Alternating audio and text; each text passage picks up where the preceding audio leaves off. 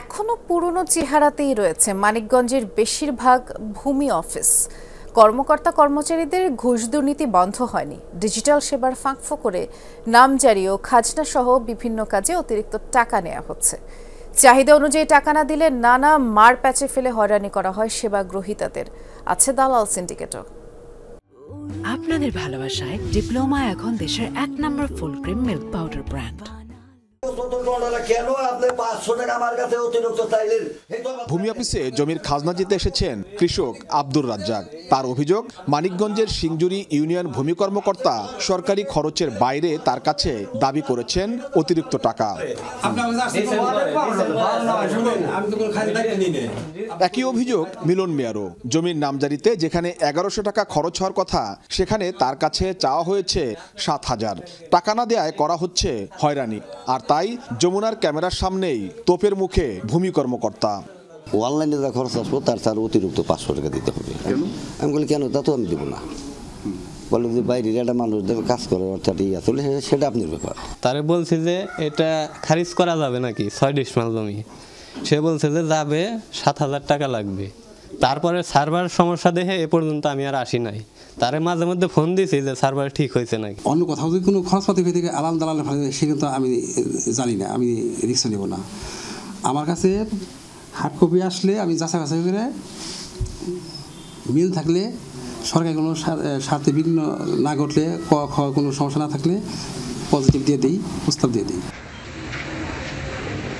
সিংগাইর উপজেলার বাইরা ইউনিয়ন ভূমি অফিসের বিরুদ্ধেও একই রকম অভিযোগ বৃদ্ধা দেলারা বেগমের।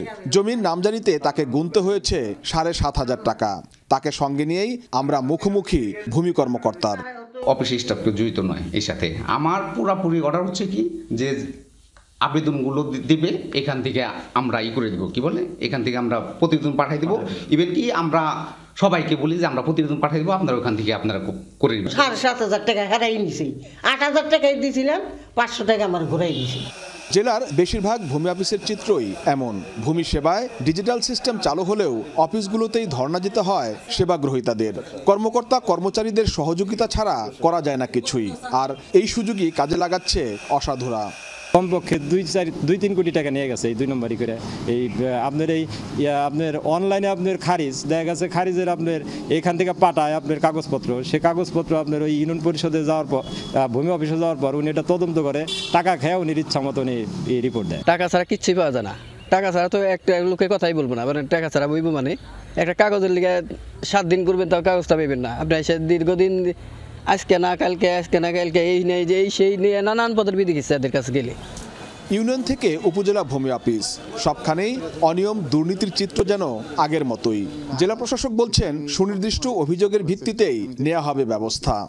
আমাদের কাছে লিখিত অভিযোগ পাওয়ার সাথে সাথে আমরা তদন্ত করে আইনানুগ ব্যবস্থা গ্রহণ করি।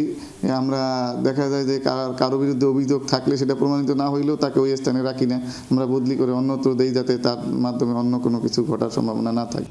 দীর্ঘদিন ধরে চলে আসা ভূমি অফিসের অনিয়ম দুর্নীতি থেকে মুক্তি চান সেবা গ্রহীতারা। BM Khorshed, Jamuna news, Manikganj.